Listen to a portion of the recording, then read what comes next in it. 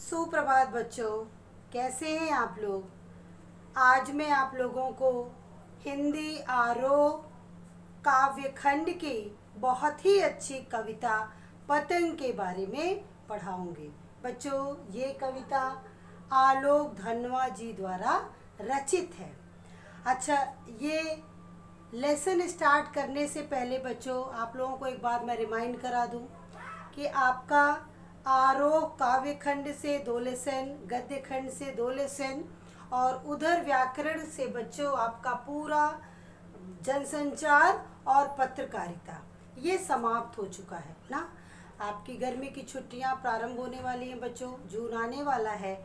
तो आप लोग ये नहीं कि पूर्ण रूप से मौज मस्ती करने में ये जो आपको कराया गया है इसको आप भूल जाइए। क्यों? क्योंकि बच्चों 2-4 महीने बाद फिर बोर्ड की परीक्षा की घड़ी आ जाएगी, इसलिए आप लोग पूर्ण रूप से उसके लिए तैयार रहिएगा। आपके लिए छुट्टी का विशेष रूप से कोई मतलब नहीं होता। तो इसलिए बच्चों ये नहीं कि आप लोग अपना मनोरंजन ना करिए ना, लेकिन उसके साथ साथ अपनी पढ़ाई भी जारी रखिएगा। तो आपको जितना कराया गया है बच्चों उसको आप अच्छे तरीके से सभी पूरे पद्यांश की व्याख्या, काव्य सौंदर्य मोस्ट इम्पॉर्टेंट है, और प्रश्न उत्तर ना, कहीं से भी क्वेश्चन क्रिएट हो सकता है बच्चों। तो पूरी की पूरी कविता पद्य से, पूरी की पूरी कहानी गद्य से ना, और उधर मोस्ट इम्पॉर्टेंट पार्ट जो जनसंचार और पत्रकारिता है, इसको आप पूर्ण रूप से तैयार कर लीजिए। और दूसरा इसके साथ बच्चों आपको प्रोजेक्ट वर्क भी मैं दे दूंगी ना। आप प्रोजेक्ट वर्क जो आपको टॉपिक दिया जाएगा उससे रिलेटेड आपको बताया जाएगा, आप उसको तैयार कर लीजिएगा ना। तो आपका अगर इतना तैयार रहेगा बच्चों तो जुलाई में भी मुझे पूर्ण विश्वास है कि सारी चीज़ें एकदम सामान्य हो जाएंगी और आप लोग जुलाई से हम लोग एक दूसरे से मिलेंगे ना। और वहाँ क्लास में बच्चों तब बिल्कुल ये नहीं लगेगा कि हम लोग वीडियो ऑनलाइन वीडियो के माध्यम से पढ़े या क्लासरूम में। क्यों? क्योंकि जितना मैंने आपको कराया है पूर्ण रूप से आपको तैयार रहेगा ना। तो बच्चों आपसे रिक्वेस्ट है मेरी, और आपके लिए फ़ायदेमंद भी है, क्योंकि देखिए आप लोग फिजिक्स केमिस्ट्री बायो सारे सब्जेक्ट तो बहुत मन से पढ़ते हैं, हिंदी पढ़ना ही नहीं चाहते ना। लेकिन मुझे पूर्ण विश्वास है कि बच्चे मेरे जितना मैंने बताया वो पूरा का पूरा तैयार किए रहेंगे, ताकि हम लोग जब जुलाई में मिले तो आपको सब कुछ तैयार रहे। और ये बच्चों मार्क्स गेन करने में भी आपकी बहुत मदद करेगा, क्योंकि हिंदी विषय आप हिंदी इंग्लिश में अगर बहुत अच्छा कर लेते हो तो बाकी में तो आप मेहनत करते हो, उसमें तो आप अच्छा करोगे ही करोगे ना। तो इसको ज़रूर तैयार कर लीजिएगा बच्चों। आज की कविता है आलोक धनवा जी की पतंग, और अपने इस कविता में बच्चों कवि ने प्रकृति की अद्भुत सौंदर्यता का वर्णन किया है, और उसके साथ साथ बच्चों की बाल सुलभ चंचल मन की प्रवृत्ति को दर्शाते हुए स्पष्ट किया है कि किस तरह से प्रकृति बच्चों को पतंग उड़ाने के लिए निमंत्रण दे रही है। तो देखते हैं बच्चों। सबसे तेज बौछारे गई, भादो गया सवेरा हुआ, खरगोश की आंखों जैसा लाल सवेरा, शरद आया पुलों को पार करते हुए, अपनी नई चमकीली साइकिल तेज चलाते, घंटी बजाते हुए जोर जोर से, चमकीले इशारों से बुलाते हुए पतंग उड़ाने वाले बच्चों के झुंड को। तो यहाँ आपने क्या देखा कि बच्चों सबसे तेज बौछारे गई, भाग गया सवेरा हुआ।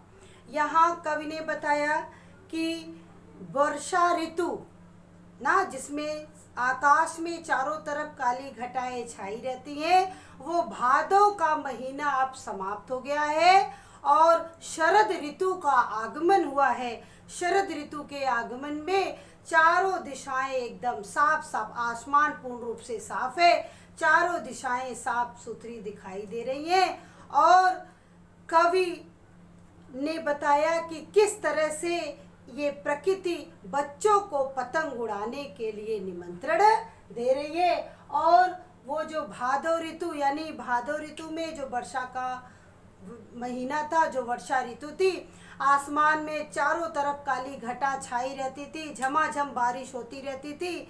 इस वजह से बच्चे उस ऋतु में पतंग नहीं उड़ा पाते थे और वो वर्षा ऋतु समाप्त हो गई।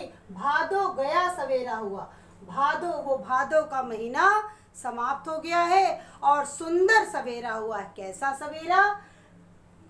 शरद ऋतु का सुंदर सवेरा, खरगोश की आंखों जैसा लाल सवेरा। और यहाँ कवि ने बताया बच्चों कि सुबह के समय जब सूर्य निकलते हैं तो उनकी जो लाल किरणें चारों तरफ बिखरी हुई हैं आसमान में, वो खरगोश की लाल आंखों की तरह चमकीली दिखाई दे रही हैं।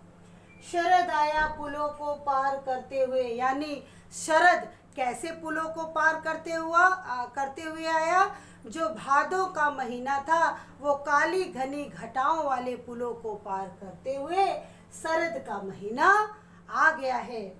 अपनी नई चमकीली साइकिल तेज चलाते, घंटी बजाते हुए जोर जोर से, जैसे एक डाकिया जब चिट्ठी बांटने जाता है तो घंटी बजाते हुए ट्रिन ट्रिन की आवाज करते हुए चारों तरफ घूमता है, ठीक उसी तरह से बच्चों जो शरद ऋतु का सुंदर सवेरा हुआ है उसमें प्रकृति एक डाकिये के समान घंटी बजाते हुए, यानी बच्चों को पुकार रही है। क्यों बुला रही है? क्यों खुला निमंत्रण दे रही है?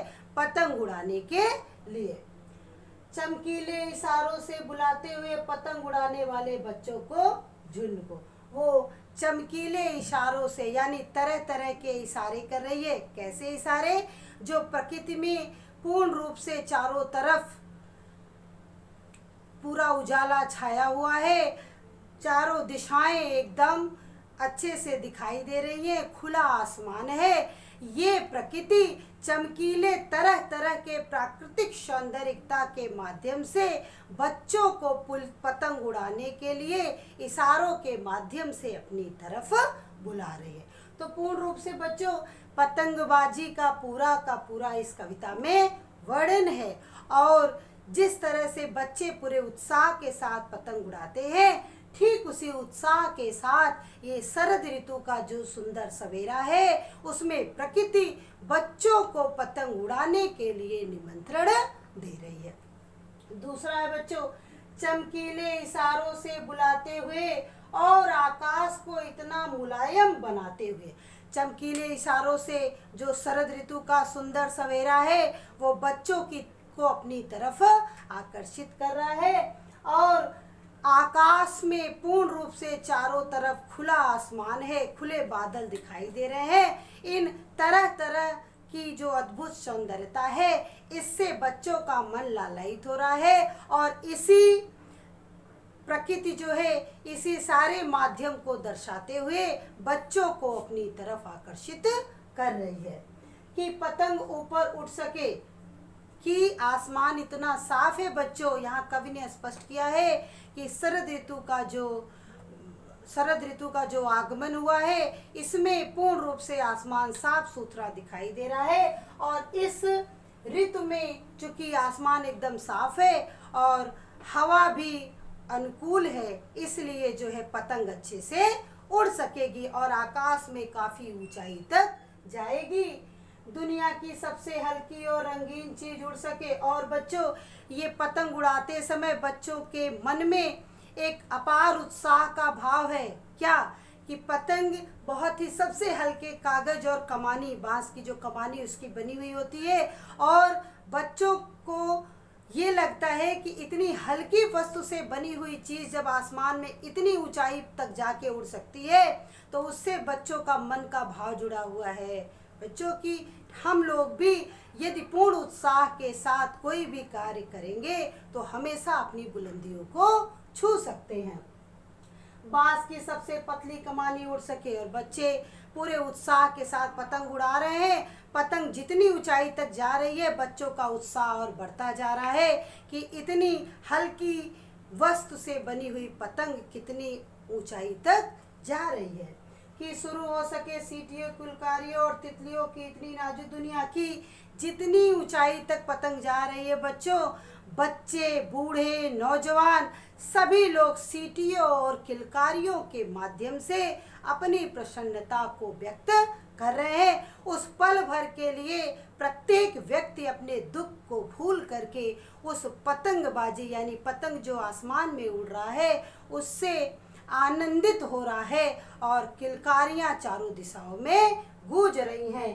तितलियां, यहाँ तक कि तितलियां, भौरे वो भी पतंगों से प्रतिस्पर्धा का भाव धारण करते हुए वो भी खुले आकाश में उतनी ही ऊंचाई तक उड़ रहे हैं। तो बच्चों, आपने इस पतंग कविता में देखा कि किस तरह से बच्चों का उस पतंग के साथ एक भाव जुड़ा हुआ है कि जब इतनी हल्की वस्तु से बनी हुई पतंग आसमान की ऊंचाई तक जा सकती है, तो हम लोग भी अथक प्रयास करें तो सब कुछ कर सकते हैं। यानी दुनिया में कुछ भी ऐसा नहीं है जो हम प्यारे बच्चे नहीं कर सकते। तो यहाँ पतंग के माध्यम से कवि ने बच्चों की मनोदशा का वर्णन किया है। धन्यवाद बच्चों, शेष भाग अगले वीडियो में।